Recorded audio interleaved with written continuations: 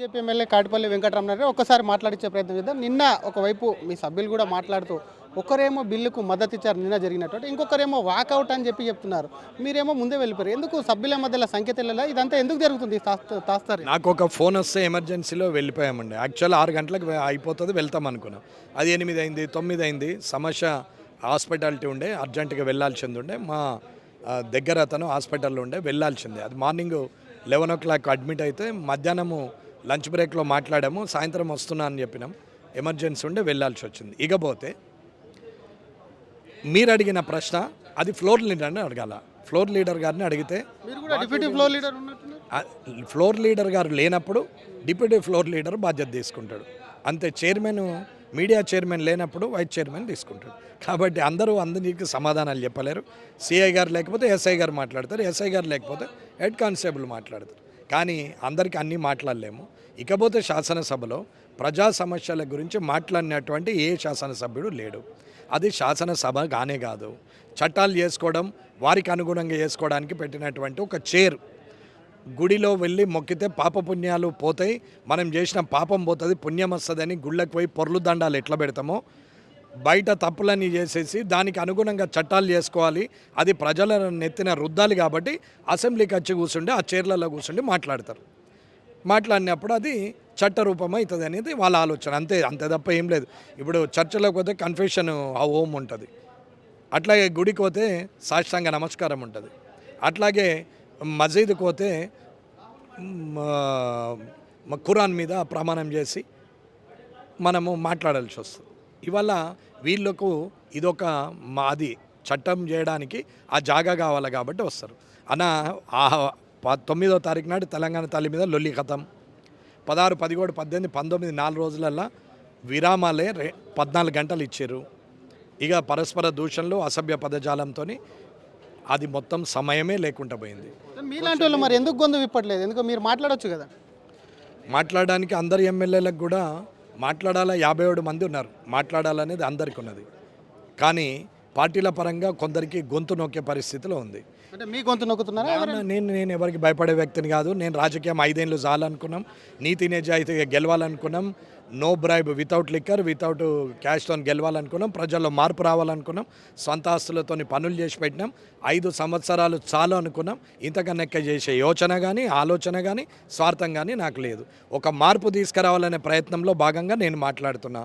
అది బీజేపీ అయినా, అది కాంగ్రెస్ అయినా, టీఆర్ఎస్ అయినా, సిపిఐ అయినా, సిపిఎం అయినా ప్రజల పక్షాన్నే మాట్లాడాలి. కానీ పార్టీ ఎదగాలని చెప్పి తప్పులను ఒప్పులుగా మాట్లాడే ప్రయత్నము చేయొద్దు అనేది చెప్తున్నారు. తప్పులు ఒప్పులు అంటున్నారు. ఇంకొక వైపు నేతల మధ్య కేసులు కూడా, ఎందుకంటే ఒకవైపు ప్రతిపక్షంలో ఉన్న పార్టీ మీద ప్రభుత్వం ఉన్నటువంటి పార్టీ కేసు పెడుతుంది. ప్రధానంగా కేటీఆర్ పైన కేసు కూడా నమోదైంది. వాళ్ళు ఒక రకంగా మీ ఇద్దరు కాంగ్రెస్ బీజేపీ కలిసే వేసిందని ఒక ఎజెండా తీసుకెళ్తారు. మరి రేవంత్ రెడ్డి గారిని వేసినప్పుడు టీఆర్ఎస్ బీజేపీ కలిసి వేసిందా? అప్పుడు రేవంత్ రెడ్డిని అరెస్ట్ చేసినప్పుడు టీఆర్ఎస్ బీజేపీ కలిపేసిందా? ఒప్పుకోమనండి అన్నప్పుడు మేమిద్దరం కలిసి చేసినాం రేవంత్ నిన్ను అని చెప్పి మా చెప్పని చిట్నాయుడు అంటాడు కదా కేటీఆర్, ఆయన చెప్పమానండి. ఏం మాట్లాడతారండి? ముఖ్యమంత్రి పదవిని కూడా దిగజార్చే మాటలు రేవంత్ రెడ్డి గారు మాట్లాడతారు, పాత ముఖ్యమంత్రి గారు అట్లనే మాట్లాడతారు, ఇప్పుడున్న రాజకీయ నాయకులు అట్లనే మాట్లాడతారు. అసలు మూతితో ఎవరు నవ్వట్లేదండి, మూతితో ఎవరు నవ్వట్లేదు. అరే ఎవరు నవ్వట్లేదు కదా అని అనుకుంటున్నారు, కానీ ఎక్కడి నుండి నవ్వాలో నవ్వుతున్నారు. మనసులో అందరూ కూడా, ఉద్యోగస్తులు కూడా ఇంత చిల్లరగాళ్ళ కిందన మేము ఉద్యోగం చేస్తున్నది అని ఆలోచిస్తున్నారు. ఇంత చిల్లర శాసనసభ్యుల గురించా మేము పనిచేస్తున్నది అనేది అనుకుంటున్నారు. అయినా అనలేరు. ఎందుకు అంటే అది ఉద్యోగం, ప్రభుత్వం కింద పనిచేయాలి, అలాగూ జీవోలు ఉంటాయి, రూల్స్ అండ్ రెగ్యులేషన్స్ ఉంటాయి. కానీ శాసనసభ్యునికి ఏముండదు, ఏదంటే అది అవుతుంది. తనకి ఇష్టం ఉంటే రాజ్యాంగం, ఇష్టం లేకపోతే రాజ్యాంగ ఉల్లంఘన నడుస్తుంది. ఆ రోజు టీఆర్ఎస్ బీజేపీ రెండు కలిసి చేస్తే రేవంత్ రెడ్డిని, ఇలా కాంగ్రెస్ బీజేపీ కలిసి కేటీఆర్ని మాట చెప్పండి, అరెస్ట్ మీద ఎట్లా చూస్తారని. అరే అదేమన్నా పెద్ద ప్రజల సమస్య నాన్న? ప్రజలకు నష్టం ఏమన్నా ఉందా? ఉపాసం ఉంటారా? కొన్ని కుటుంబాలు చనిపోతారా? లేకపోతే భూమి బీఆర్ఎస్ వాళ్ళు ఆల్రెడీ చెప్తున్నారు విధ్వంసం అవుతుంది మొత్తం రాష్ట్రం అని. ప్రజలు తిరగబడి ఈపులు వలగొడతారు విధ్వంసాలు అయితే. ఎందుకు అవుతుందండి విధ్వంసం? ఓని కోసం అవుతుందండి. ఇవాళ రేపట్లో భర్త చనిపోతే భార్య వారం రోజులలో 10 మందితో నవ్వుకుంటూ మాట్లాడుతున్నది. భార్య చనిపోయి 2 చిన్నపిల్లలు ఉంటే తండ్రి ఇంకో పెళ్ళాన్ని చేసుకుంటున్నాడు. ఇటువంటి కల్చర్ ఉన్నప్పుడు ఈయన కోసం ఒకడు చచ్చిపోతాడు, వీళ్ళు వచ్చి అగ్నిగుండం చేస్తారు. అగ్నిగుండం చేస్తే ప్రజలు బద్దలు భాషంగాలు చేస్తారు. చివరిగా ఈరోజు పెట్టేటువంటి బిల్లు మీద ఒక్క మాట ఆర్ఓఆర్ చట్టం.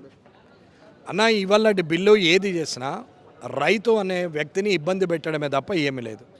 పాత పాస్ పుస్తకాలు ఉండే ఇంద్రమ్మ పాస్ పుస్తకాలు అంటారు. వాటి ఉన్నప్పుడు అన్నదమ్ముల మధ్యాహ్నం గొడవ లేదు, ఏమీ లేదు. చిన్న చిన్న అవకతవకలు కరప్షన్ నడిచింది, దాన్ని కాదని నేను అన్నాను. కానీ తిరిగి భూభారతి తయారు చేసినప్పుడు నేను రిక్వెస్ట్ చేసేది ఒకటే, సర్వే డిపార్ట్మెంట్ వాళ్ళను రిక్రూట్ చేసుకొని సర్వే చేసి ప్రతి వ్యక్తికి ఒక 4 ఎకరాలు ఉంది, అది 32 వంకర్లు ఉండని, అష్టం వంకర్లు ఉండని, అది మ్యాప్ వేసి ఇచ్చి దాని చుట్టూరున్న సర్వే నెంబర్లు ఏంటి, ఆ సర్వే నెంబర్కి ఆనుకొని ఈ బౌండరీ మీద ఎంతమంది రైతులు ఉన్నారు వాళ్ళందరి పేర్లతో సహా మ్యాప్ వేసి పాస్బుక్ ఇవ్వమనండి. ఇక గజం కూడా ఎవరు జరగరు, ఇంకొకటి ఎంక్రోచ్ కాడు, వాని బౌండరీ వానికి ఫిక్స్ అయ్యి ఉంటుంది. అంతే తప్ప ఇంద్రమ్మ ముఖం ఉండొద్దని కేసీఆర్ అందమైన ముఖం కోసం ధరణి, కేసీఆర్ అందమైన ముఖంకి వెళ్ళి బాగా పొడుగున్నాని ఈయన ముఖం వేసుకొనో లేకుంటే రాహుల్ గాంధీ ముఖం వేయడానికి ఇంకో పాస్బుక్లు ప్రజాధనాన్ని దుర్వినియోగం చేయడమే తప్ప ఏమీ లాభం లేదు. రైతు అనే వ్యక్తి కోర్టుకు వెళ్ళాల్సిన అవసరం లేదు. తప్పు చేసిన అధికారి ఖచ్చితంగా జైలుకు వెళ్ళాల్సిందే. రైతు తప్పు చేసిన లీడర్ ఖచ్చితంగా జైలుకు వెళ్ళాల్సిందే. ఈ ఇద్దరిని చక్కగా చేస్తే అందరూ బాగానే ఉంటారు. కాబట్టి రైతుకు ఖచ్చితంగా మ్యాపింగ్ ఇచ్చి, అంటే ఒక లేఅవుట్ చేసి ఒక ప్లాట్ కొంటే బౌండరీస్ ఉంటాయి, ఒక ఇల్లు కొంటే బౌండరీస్ ఉంటాయి. గేటెడ్ కమ్యూనిటీలో అపార్ట్మెంట్ ఉన్నా బౌండరీస్ ఉంటుంది, కామన్ ఏరియా ఉంటుంది. కానీ రైతుకు మాత్రము బౌండరీస్ ఉండవు. రైతుకు ఏమాత్రము చుట్టుపక్కల ఎవడున్నాడు అనేది ఉండదు, ఏ సర్వే నెంబర్ ఉన్నది అనేది ఉండదు, అటాచ్డ్ సర్వే నెంబర్ తెలియదు, ఫోన్ నెంబర్ తెలియదు, బై నెంబర్ తెలియదు. ఏం చేస్తున్నారండి? ఇవన్నీ చేసి పాస్బుక్లు ఇవ్వమని భూభారతి పెట్టమని చెప్తున్నాం. దాంట్లో కేసీఆర్ గారు చేసిన ఒక్క మంచి పని ధరణిలో ఒకటి 33 మాడ్యూల్లో ఒకటి ఏంటంటే రెవెన్యూ ఆఫీస్లో రిజిస్ట్రేషను దేర్ అండ్ దెన్ అప్పటిదప్పుడే ఇవ్వడం, అది ఒక్కటి బాగుంది. అది అట్లనే కంటిన్యూ చేస్తూ మిగతా చట్టాన్ని మార్చి రైతు దగ్గరికి రెవెన్యూలు పోవాలి, కానీ రైతు ఏ కోర్టుకు పోడు అని చెప్తున్నాం. అధికారుల మీద కేసులు రైతులు పెట్టే చట్టం చేయి, కానీ రైతు అధికారి మీద కేసు పెట్టద్దంటే తప్పు చేసిన అధికారికి శిక్ష ఉండకపోతే లీడర్ చెప్తాడు, ఆఫీసర్ చేస్తాడు, ఎమ్మెల్యేగా నేను చెప్తా, ఎంఆర్ఓ ఇష్టం అనేది మారుస్తాడు. వాడి అడుకోవాలా మరి, ఎక్కడికి పోవాలా? రైతు కోర్టుకు పోవాలా, ట్రిబ్యునల్కి పోవాలా, సీసీఎల్ఏకి రావాలా?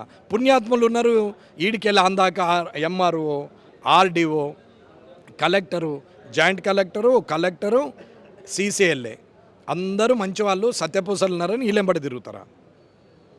కాదు, ఖచ్చితంగా ఎంఆర్ఓ ఆఫీసులోనే అటెండ్ అవుతాడు, ఎంఆర్ఓ ఆఫీసులోనే కలెక్టర్ వచ్చి ఫైనల్ చేయని, సీసీఎల్ఏ కమిషనర్ వచ్చి ఫైనల్ చేయని. కానీ మండల్ దాటి ఏ రైతు బయటకు రావడానికి వీల్లేదు. ఖచ్చితంగా మ్యాప్ ఉండాలా, ఖచ్చితంగా బౌండరీస్ ఫిక్సేషన్ ఉండాలా, ఖచ్చితంగా వారికి రెవెన్యూ కోర్ట్ అనేది ఉంటే అది మండల్లోనే కావాలా, ఆ మండల్కే కలెక్టర్ రావాలా. నీ చేతనైతే ఇంకా 10 మంది ఐఏఎస్ ఐపీఎస్లను పెట్టుకోగాని అనవసరంగా రైతుని తిప్పేది లేదు. థ్యాంక్ యూ అండి. ఇది ఒకవైపు అసెంబ్లీలో కూడా ఎక్కడ కూడా ప్రజా సమస్యలు కూడా అక్కడ చర్చ జరిగేట్లేదు. ఏ నాయకుడు కూడా ప్రజా సమస్యల మీద చర్చించాలని చెప్పి కూడా అక్కడ అనుకోవడం లేదు అని చెప్తూనే కేటీఆర్ అరెస్టుకు సంబంధించి మాత్రం స్పందిస్తూనే గతంలో రేవంత్ రెడ్డి అరెస్టు విషయం ఏది జరిగిందో కేటీఆర్ను కూడా అదే విధంగా తప్పు చేసిన ఎవరినైనా కూడా ఒకవైపు ఎఫ్ఐఆర్ బుక్ అవుతుంది, అరెస్టు కూడా చేస్తారని చెప్తూనే కేటీఆర్ని అరెస్టు చేస్తే ఏం నష్టం జరుగుతుందని ప్రశ్నిస్తూనే మరొక పక్క ఈరోజు జరిగేటువంటి ఆర్ఓఆర్ చట్టం ఏదైతే ఉందో ఆ భూభారతికి సంబంధించి మాత్రం రైతుకు బౌండరీ ఫిక్స్ చేయాలి, రైతు సంబంధించినటువంటి సమస్యలు ఏదైనా ఉంటే మండల కేంద్రంలోనే అది సాల్వ్ కావాలి, మండల కేంద్రం దాటి కూడా రైతు బయటికి రావద్దు, అటువంటి చట్టాన్ని తీసుకురావాలని చెప్పి బీజేపీ ఎమ్మెల్యే కాటిపల్లి వెంకటరమణారెడ్డి అంటున్నారు. అసలైన తొలి వెలుగు. ఫాలో వాట్సాప్ @తొలి వెలుగు official.